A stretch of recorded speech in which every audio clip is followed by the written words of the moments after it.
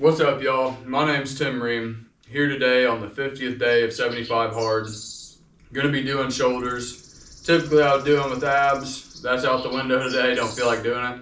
Just feel like kind of getting into this shoulder workout, pressing it pretty hard. So I'm gonna throw triceps in there at the end. That being said, haven't filmed for a couple days. I've got a lot of chest and back workouts on film, so I didn't worry about filming my back workout yesterday. And did that at Planet Fitness. And anyways, dude, so I'm gonna switch it up a little bit. I'm gonna do some standing shoulder press, whereas I would usually do seated. Not too big of a deal, just feel like doing something a little bit different today, so I'm gonna do it from a standing position. Also, I feel like it'll help me kind of, once I hit my failure, then I'll be able to kind of throw it up there and use my body weight to go into that failure zone pretty good. So not going to do a lot of talking right now, just going to get right into it. Everything's already set up, so yeah, let's go, man.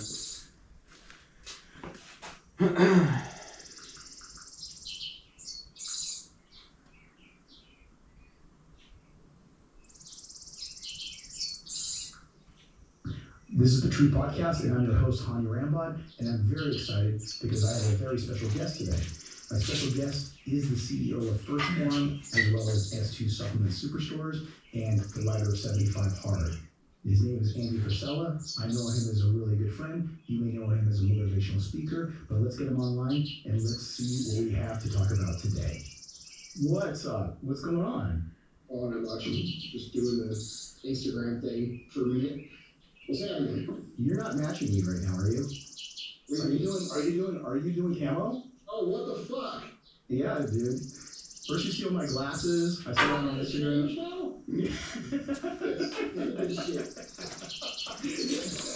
Camo. One thing that I've noticed on this spring cut is like whenever I had a lot more carbs in me and I was at a bigger weight, my shoulders looked a little bit bigger. But now I'm starting to pull that weight in and everything is starting to suck in on itself.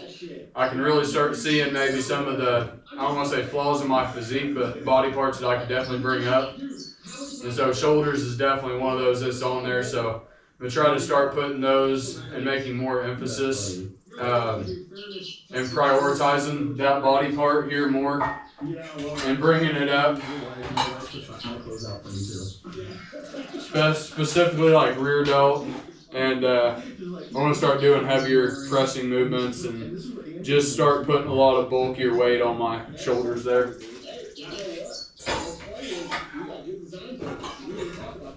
Oh, well, we're going to talk about that a lot, bro. Yeah, but that's a new shirt for you, isn't it? Yeah, it is. It's been out for just, I would say about 3 or 4 weeks. Yeah, ours is too. Yeah, I haven't even, we got it a few weeks ago, and I was like, we probably stole it from you. Just like the first one colors. We were talking about that yesterday. Oh man, that's so awesome. Yeah, the studio looks amazing, by the way. Yeah. I also kind of got some different exercises I'm going to throw in there for back too. Kind of for that kind of top portion of the traps into the, it's not really lats, it's basically all of the traps there. And do kind of a reverse pull down just to start targeting that area a little bit. I feel like I'm in a micro. So, I don't know. You know what it is? One of those things where they try to spend a whole bunch of money to set it up and do it, and then it didn't turn out right, and now they're not fixing it. You know what I mean? Like sometimes you just gotta scrap shit. That's one of them. I agree. I think he said something in one of his latest posts, and I think so many people were going on and were talking about how I watched the first one. I just liked it so much in the setup, but I didn't want to go back and watch any of the others. And I think I did the same thing. I watched his first one, and I couldn't just, and I'm used to watching him on YouTube. And it's just crazy because I was in that same boat. I watched his first episode at the new studio in Austin, Texas, and then what ended up happening was I was so disenfranchised by the whole look and feel that it just, and the colors and everything else, that it just really put me in a bad headspace that I didn't want to go back. And then I just go back and read the comments every time he posted a new podcast, and people are like, scrap it, it's done, scrap it. And then he just said, hey, we're working on something new, so you can tell that I think he's giving in. It's just, for me, like, and I love Logan, I think he's awesome. I don't listen to the show very often because you know me, I don't have time to listen to shows. I listen to your show, and I listen to one of my other friends' show, and that's it. That's a lot of that's covered. So I watch little clips of his online. I love what he has to say. You know, dude, for me, maybe it's just you know, it's kind of like when you see a new model of a car, right? Like at first you're like, dude, that's ugly, and then you know, after a year you're like, damn, that's the shit. You're driving one. You know what I mean? I don't know about that one, bro. I honestly don't.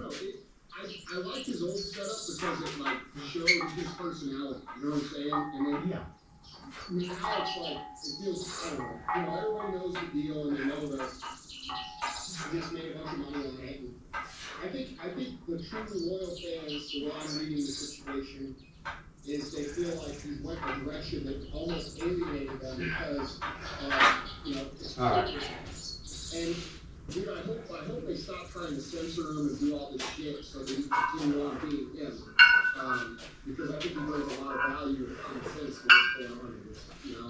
And I think people miss that. I think what's happened is because the whole ideal and All right, ready for that heavy set failure. So those warm-up sets, I'm just pre-exhausting and getting it ready. Make sure I got the burn, all that shit. Mind and muscle connection, and basically building up weight to get into that heavy fucking set. So this will be it. I don't know how much I can do with it. I'm just throwing some weight on there. But I'm gonna, you know, like to get at least 5 to 8 plus. So that's what we'll be shooting for here. I'm gonna move into these exercises pretty quick. I've got 6 for shoulders, and I'll do probably 2 or 3 for triceps. Nothing extensive on triceps, but I want to make sure I'm really staying focused on these shoulder workouts. This is one of the body parts I'm trying to bring up. All right, this is where the standing shoulder press will come in. Once I hit failure, then I'll be able to thrust that weight up a little bit and just squeeze out 2 or 3 extra reps, preferably 3 plus. You know, in that, you know, I call it the red line zone, so. You're one of the few people that I can talk to as All often right. as you do, and you really want to do this program. And between him and also Phil, he's been trying for years and years to have my platform so that I can be able to do what I'm doing now. So between you two guys, I want to say thank you, because it was something that I would have done unless it was between you two guys really nice. Hey man, first off, the world needs to hear what you have to say. Really good for the last few years. You know, people don't really realize that, but you don't really talk to on the phone outside, you know, Sal and my circle here. And you've had me work over the last 2 years and getting my mind right and getting on my program. You know, dude, I mean, look, that's our friendship, I think, that people don't really realize at all, because we don't ever really talk about it.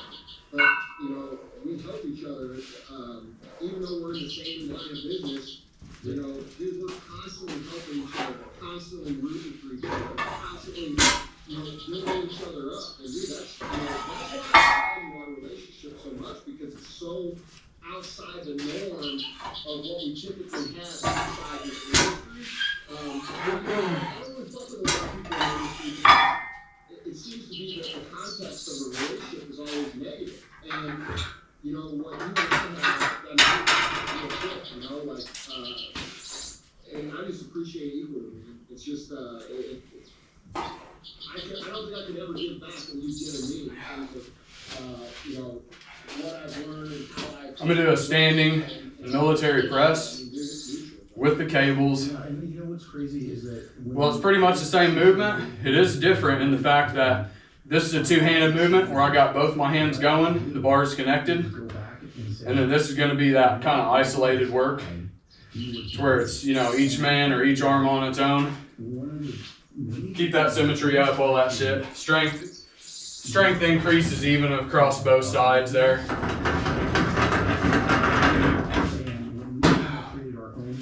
Yeah, I went through like certain phases where I really enjoy doing shoulders, and I look forward to it in the, you know, getting into the gym. I just can't say that I'm there right now.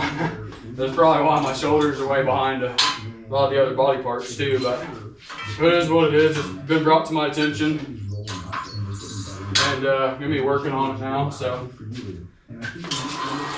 Kind of go through those phases where it's like, dude, I'm looking forward to hitting chest all the time. You do that for like 4 or 5 months, start seeing some good results, and then you start, you know, like, oh, now I'm into legs, doing legs. You just get in these different routines and shit where you actually really geared up for it mentally and everything. It's kind of a natural process, I'd say. All right, I'm gonna do 1 set, just warm up, and then 1 set to failure here.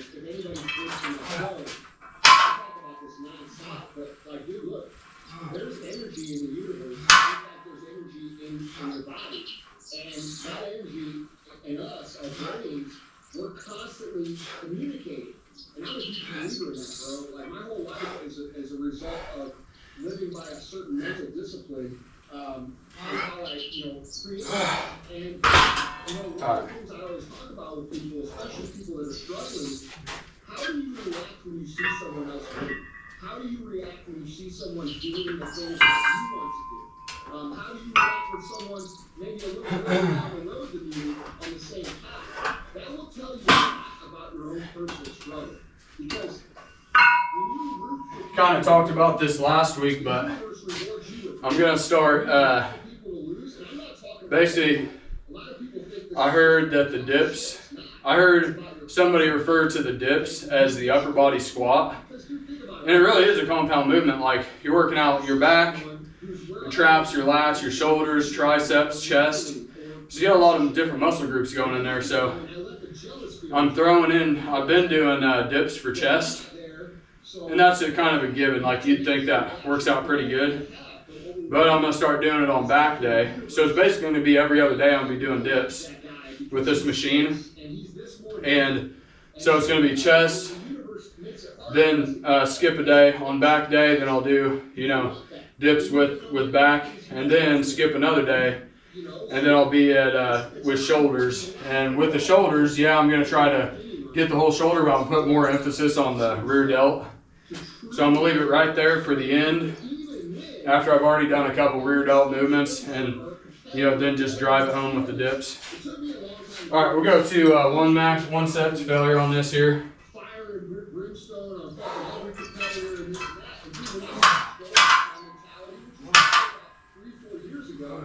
My mentality completely switched. Now I'm competitive, I want to fucking win, but I also learned that my winning doesn't mean that they have to win less for me to win. So it's an attitude of abundance, right? Like, we know that if we put out all stuff in the world, good stuff coming back, and you have to trust that. And so, dude, you can All right. Don't kick people when they're down. Talk about that. I think it's bad. Those are going to be the 2 front movements for front delts. You're going to move over to the side. I'm not going to do any variations on what I've been doing. It's going to be regular side lateral raises with dumbbells. Then move into 1 heavy set to failure with cable lat raises. A little different range of motion with the lat raises with the cable, but I feel like it kind of hits that side and rear delt. So I'm basically working the front to the side to the rear. So that last movement's actually going to start, hitting the side and the rear. So be pretty exhausted in the rear a little bit as with that cable movement. All right. And that's exactly why when we talk about making sure that people enhance out of your personal relationship or your business. So it's day 50 of 75 hard, but it's also day 50 of the spring cut. So it's going super good. I definitely just kind of, I don't want to say rushed into this spring cut, but it's my first time I've ever really done a focused spring cut. All the other times are just half-ass efforts, really. But I'm starting to get into the middle of it. And now from in the middle of it, I'm sorting my way out and navigating it. And there's a few things that have been brought to my attention that would actually probably help me out a lot. And one of them is carb loading. And the carb loading, I heard of it before. It's like rotating your carbs, high carb day, low carb day. But actually, once I looked into it more, it makes a lot of sense. I see a lot of similarities. Right? We have a lot of parallels because we're trying to do the best in the work that we do. You right now, with the motivational speaking, your business, you know, again, we talk about it all the time. We're going from millions to try to get to billions. That's where the goal is right now. And when you look at 20 plus stores, you're talking about, I know you're involved in a tequila brand. You're also involved in other things that we can't even talk about. So basically, once you go into that calorie deficit, I've kind of, mentioned this, but whenever you first start, you're in a calorie deficit. You got a lot of glycogen stores, a lot of fat, and you're basically overnourished at that point if you came from bulking. But about 2 or 3 weeks in, your bodies have kind of went through that reserve and all of those back stores, and your energy levels start going boom. You get flat, out of energy, and basically, but I've stayed on the same amount of calories pretty much the entire time, and it's just went and got worse and worse and worse, and they call that diet fatigue. Well, dude, I'm depleting my entire body of carbohydrates, which is essential for your brain. The glycogen stores in your muscles, all that stuff is carbohydrate driven. You can get it from protein, but we're not going to go there. Anyways, and it's not as, I don't know. But anyways, basically, you're depleting your body of all of the glycogen stores in it. And so if you have a high carb day, or even 2 in a row, it'll kind of deplete, or it'll kind of replenish those stores and kind of give you a second wind, and then you drop back into your calorie deficit. You're still at a calorie deficit, but just throwing some extra carbs in there on certain days. I heard it be referred to as basically like, if you go underwater, hold your breath. You can only hold your breath for so long, but if you go up, get some air, and then come back down, it's like that. You're basically in a calorie deficit. You're getting really fatigued. You're losing sleep. You got some other symptoms. Boom, bump up calories, get that glycogen store up again, then go right back into that calorie deficit. And you're just going like this, kind of. And it's a more methodical process, but I think it's better in the long run because you're not just fucking balls to the wall. You're kind of burning yourself out with that process. The diet fatigue. So I've been trying to throw some extra carbs in there. I actually really haven't. I just spiked them like probably 30 or 40 grams, whatever. Maybe, yeah, probably maybe like 50, but nothing crazy. My calories are still way low. Like, I think they're about 1,350 right now. You'll stay hungry. But if you start doing fun shit, it doesn't matter what you do. If you get that little raise and now all of a sudden you're like, hey man, you got a little senior after your title, or you're a manager now, or if you're running around and you're like being a trainer and you got some guy and you got ready for a local show and now all of a sudden you want to just rest on that. Whatever the hell it is, you have to be complacent. Because if you sit there and be complacent or cocky, I'm kind of into making slow but sure progress instead of fast and rapid and just feel like you fucking fizzle out. If you hit your goal, if you even do hit your goal, you just fizzle out. You actually didn't have the habits built up underneath it to sustain it after you get to that point. So I just like that slow, steady, making the adjustments as I feel like I need to, fleshing it out until I've got like a good baseline of things that are applicable and work for me. And now it's easy to maintain because it's been 100 days and I'm really in a good groove, sailing and coasting along just at an even steady pace there. So I think it's important with diet. Maybe your spring cut needs to be a little bit longer, but not as a drastic calorie deficit. Or else, you're just kind of just running yourself right into the ground. All right, did a couple warm-up sets on that side. Lat raise with dumbbell here. We're going to go into the heavy set here. Heavy set to failure. And I never realized that the reason they said that was because we had so little amount of product You know, we only had $10,000 in inventory when we started. That's all we I feel like there's some movements that hit it better, but they're really machines instead of like dumbbells or cables, and I don't have that. So, alright. Yeah, I'm gonna pay attention to the negative on these a lot. I feel like that's where you get a lot of the stimulation and burn and pump. So, you gotta pay attention to the negative as I'm lowering this weight. Make sure that's a pretty good, I accentuate that part of the movement pretty good. 10 years, bro, the mentality was this. And this is what I would say. This happened. But really, getting to the point, the mentality that I had in the first 10 years was, I want to sell shit so I can make money. Right? And But you didn't start making money. well, this I made $0. The next 7 years, I made $695 a month for a total of $58,000 roughly. Oh my god. I worked at bars, I worked at gyms, I did side projects on the Alright. and that's how I lived. First 3 years, Chris and I lived in the back of our store, on and off. There's a lot of times we shared a mattress that, you know, I talk about a lot on my podcast that, you know, they had a fucking piss stain on it. And we had it. Was it more Chris that pissed him No, off? dude, it was something else that just made it worse. And so, like, dude, this mattress, we were in the same center of a Salvation Army store. Like, it's like a big deal. And so we went down and got a mattress from these guys just for throwing it out. It never had sheets on it, it never had, like, it wasn't made up like a bed, it's just a fucking mattress. And, it had a stain on it, like, probably, like, I don't know, this big and, like, all irregular shape. And, you know, I always knew that it was. It made sense that it was probably something else. And even going on those high carb days, higher carb days, if you're on that for a couple days, you'll notice your strength come right back up.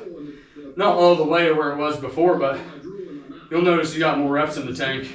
You got more weight you can push. Kind of just resets you. It's like, oh yeah, fuck yeah, I'm still there.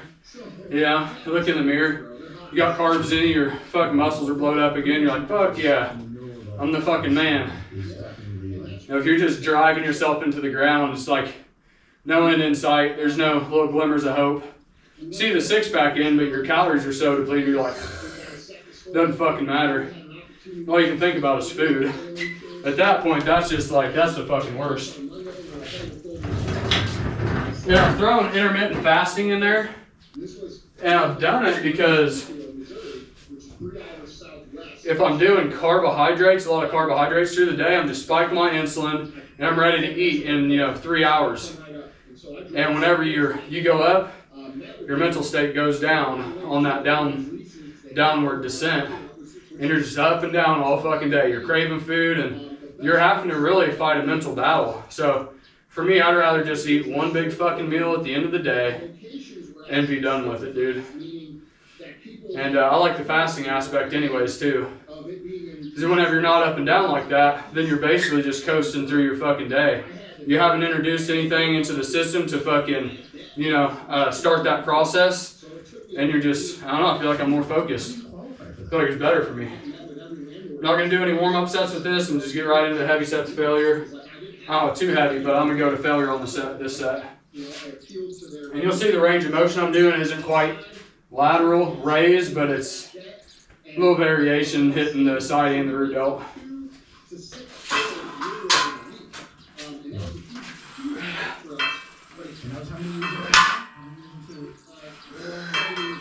So you went, okay, so it took 7 years, and then you popped. We went from 2 to all of a sudden, boom, now you're at 6. And that was a good opportunity, right? Because you would have never been able to expand that quickly. And I learned a lot. That was probably the time in 2006, 2009 where I learned the most. You have your employees in Springfield. So when we started those stores, we went from a 3 or 4 person operation to managing, 20 people. And that was a big jump for us, right? Like, I didn't know how to lead, I didn't know how to manage people. So it was really hard. And with the location being big as I grow, we stored, one of these stores, the fucking best, I'm getting like, I'm remembering it. One of the best stores that we had, bro, I know you guys see a lot of swinging on these movements, but I'm convinced, dude, I can get more into place, a heavier weight into place by swinging it out and then catching the negative than I'll be able to do with just strict form. I don't think strict form gets you. It can only get you so far. And I just like it better, dude. I feel like I get a better pump. I think Ronnie Coleman and Lee Haney, they talked about it's not about the form, it's about going to absolute failure. I know Lee Haney said this for sure, but they do explosive movements into the movement. But whenever you do that, I mean, you're catching a lot of negative on the way down. So I just feel like at that point, you're just exposing your body to a lot of raw weight that I wouldn't normally encounter like you would as if you did it with strict form. So I like the rock and I like it. Yeah, I mean, if you think about it, it's working something. And if you can learn how to play around with the movement and get really focused, I mean, dude, that's like right on that rear and side delt right there. And then you go into that deep squeeze right across your chest, all that stretched out real good, and then fucking basically into a contracted, stretched, flexed position. All right, so I'm gonna do some rear bent over. I don't even know what you'd call them. I don't know, for rear delts, basically kind of reverse fly, but just with dumbbells. Been doing that with the cable, and I really like them, but the machine I got just ain't efficient on it, so switch it up. Do like 1 or 2 warm-up sets, feel how I feel on the first set. If I feel like I want to do a second one to get that focus and burn, I'll do it. And then I'm gonna get right into a heavy set to failure.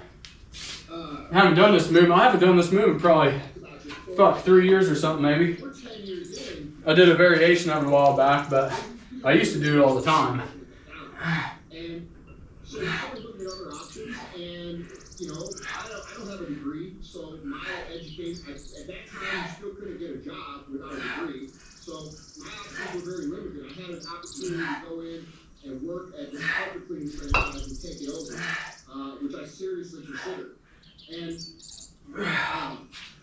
funny thing happened when I went to I'm gonna do 3 sets. Move up 5 pounds each set. So I get to 30s and just burn the fuck out with that one. Fucking threw my back out, bro. Like real bad. Like I was in Columbus, Ohio. I had to fly back. I had to go to the hospital. They had to Yep, it's June 17th, so definitely starting to warm up. I feel fucking good, getting a sweat. Chris and I started talking. Getting good sweat in here. You know, in the winter, in a cold gym, that's one thing I like being outside. I love outdoor workouts. I know I'm not completely just in the sun right now, but I'm exposed to the heat, humidity, and all that shit. So I'm sweating, but in the gym, dude, they got the air conditioner going. It's like, fuck, dude. I want to fucking sweat, man. I want to get fucking nasty, you know? And so, yeah, it's starting to get hot now. I think it's like 8. It's probably like 9 o'clock in the morning. It's probably 90 degrees, 85 or 90. Not even to the point where it's considered summer yet. It's gonna be a fucking good summer, dude. What we both liked the most was that, you know, in our industry, the fitness industry, whether you're a trainer, whether you're, you own a store or a brand or anything, one of the best things about retail for me was when you would actually help someone, right, instead of just selling them some shit, and they come back, you know, 3-4 months later, and they're down 70 pounds or 100 pounds, and they're fucking crying. And been talking about this concept of overlapping, like, and that's basically working muscle groups too fast in you know, in too fast of a time period, basically. And the way this split falls is I got my back day and then followed up right by shoulders. Well, I mean, back, that's pretty intensive on your rear delts and all that stuff, shoulders and stuff. So really, I've kind of neglected the rear delt because I'm like, oh, it's probably getting some, you know, overlapping from the back. So I won't hit it as hard on shoulder day. And some people actually do back and rear delts together. Actually, I think that might be Dorian's way of doing it. But anyways, I've saved it for today, but We're 100% every year. yeah, I'm just, That's when things started. I don't know, kind of thinking out loud. That was, Got some overlapping going on. and that's when we started. Whereas if, say, I waited one day in between back and shoulders, Kind of a lucky. then I'm not just burning my rear delts out and making a bigger hole into my recovery ability. But if I give it one day in between, then you might actually get more benefit out of doing it that way because you have that day of rest. So you're not just digging a big hole. You're digging, kind of recovering, and you're digging another one, but you're kind of on the up and up rather than maybe the down and down. If that's a good reference or not, I don't know. All right, we're gonna go to this set to failure here. Go as hard as we can on it. Got a good burn going, so just keep it fucking going.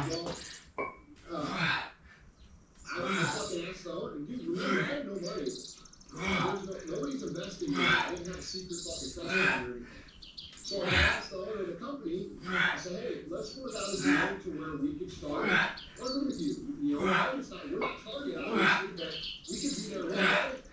And He's a manufacturer. yeah, he's a contract manufacturer. And they were here locally. And so what we did, All right. we partnered. And I said, hey, look, if you Probably those last 2 or 3, I wasn't even, my lats were coming into play, and I'd already, my shoulders weren't even hardly doing that much of the work. So they failed, and then all the other muscle groups around it started to kick in. Check the time here. relationship, and you know they still do all their other food stuff, but they do our supplements, and that's how we work. That's how we work our facility, you know, together with them. And So you leverage Okay, what you did. time's looking good. You sold yourself to the tent. You know, actually, I had some people be like, man, let me work out with you. it's not like So, okay, I'm gonna go over here to dips right now. you have to be in, Just focus more on the rear delt while I'm doing them. you know, what we do is we create an environment to where, you know, what we're talking about here, where it's very positive, it's collaborative, it's something that people, you know, when they're admitted in, there's a reason that they're admitted in, it's application only. And what we do is we help small business owners, you know, do what Ed, my business partner in that business, and I have done, which is grow a bunch of motherfucking companies, you know, and we're both at the point in our lives where we're financially. All right, go up a little weight and then just blast it to failure here. You know, he did my podcast back in 2017. And we had the topic of all the Tricep workout. and I'm not gonna go super extensive. it's mostly, I may do them later today. you know, we I may hit them just kind of hard. fucking ridiculous. For probably 4 or 5 sets. Because him and I were A couple different angles, a couple different exercises. and that's kind of And then maybe blast them home later. We'll see. do it really hot. If this camera keeps cutting off, then And you know, whatever. All right, let me get right into this. we're both problem solvers, and we came up with this idea for our business. It's been one of the coolest things I've ever done. Obviously, when you're coaching people, like you, as you know, you take on a lot of extra stress because if you're a good coach, their stress is your stress as well. And so it's been, you know, it's been challenging for me because it's taken up, you know, on top of what I do personally. I've sort of absorbed all this, you know, shit. It's almost like 10 years, Okay. 15 years. That's a good point here. Is like, I've been throwing squats in there with hamstrings. Well, traditionally, that wouldn't be really a hamstring workout. But if I pre-exhaust the hamstrings with, you know, say, some leg curls, then Romanian deadlift, and then go into squat, dude, yeah. It's like whenever you pre-exhaust, you're making that the weak link in the chain. And then whenever you put those other movements in there, it's all focused right on that muscle. So dips, that might not be your typical shoulder workout, but once I've exhausted it, with all the other front, side, and rear delt movements, and then I go to that, that's the weak link in the chain, and all that weight's just bearing down on my fucking shoulders. So, you know, if you can pre-exhaust movements you never thought that would be beneficial for that muscle group, now become beneficial. All right, we're gonna get over here into the triceps. We're just gonna do a couple warm-up sets of push downs, and then probably just some singular type movements. Nothing voluminous, like a lot of volume, But it's just going to be real hard, heavy sets to failure in each exercise that I go. All right. We're just going to do it over on this side. It's more set up already. You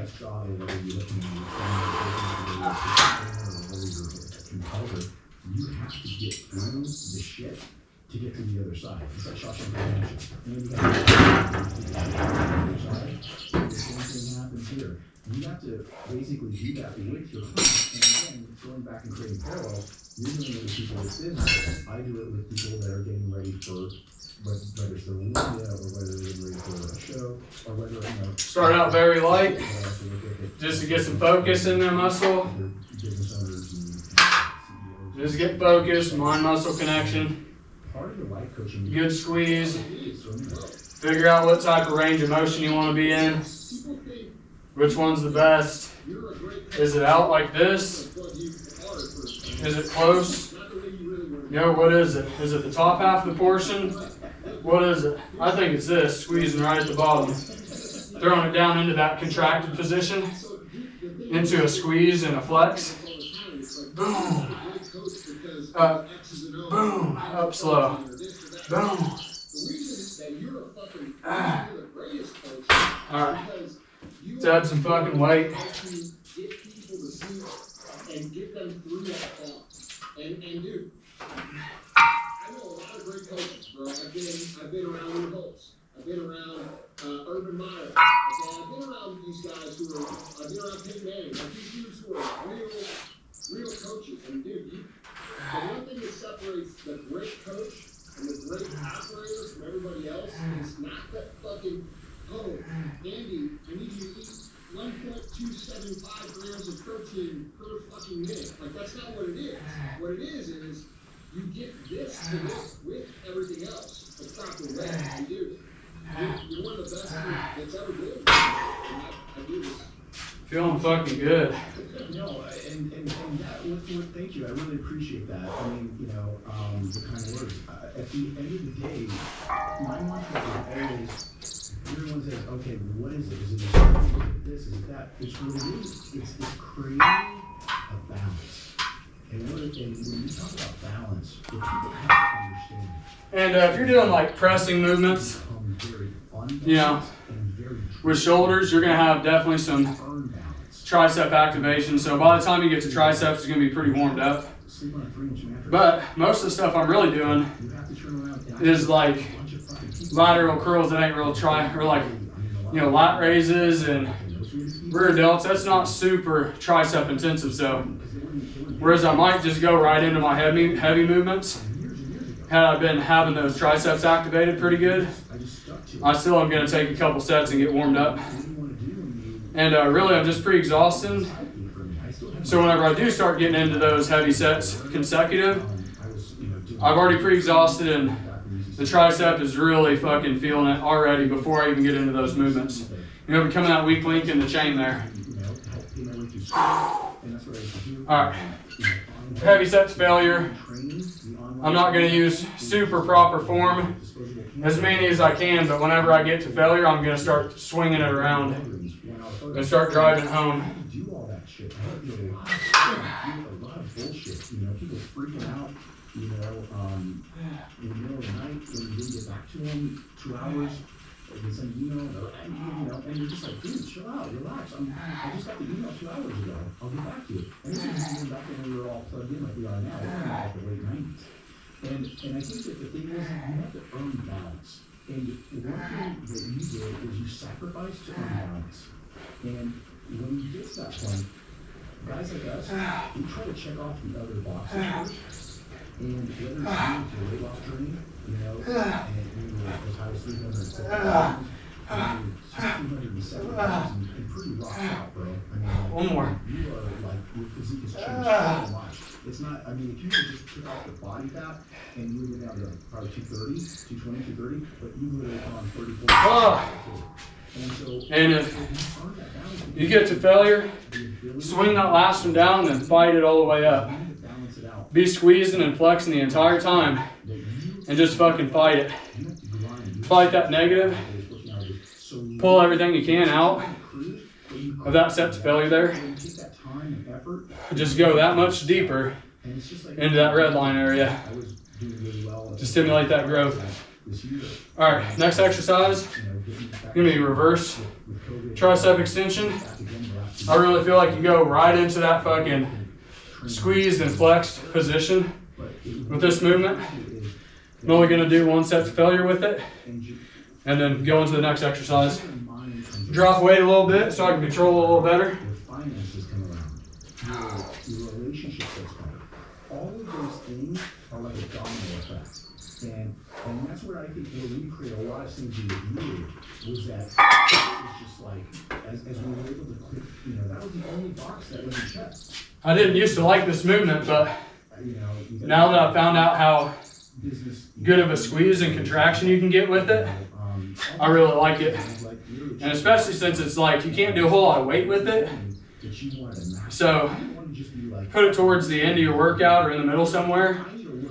We started with the heavier bulk movements and then move into those, lighter movements that's more sculpting. Fucking awesome, dude. All right, let's get right into it here. 1 set to failure. And we've got a lot of, crossover here. So a lot of those who I know, most of you, which I think is fucking great. But the cool thing, for me, I can remember the exact time that I made that decision, bro. And it was a couple years before I even really started talking. I was pretty quick because dude, most of the fucking weight that first year, the rest of this time has been, working. But I was sitting there and I had pneumonia. And anybody who's ever had pneumonia knows it's terrible. I had it for like 3 weeks. I couldn't even.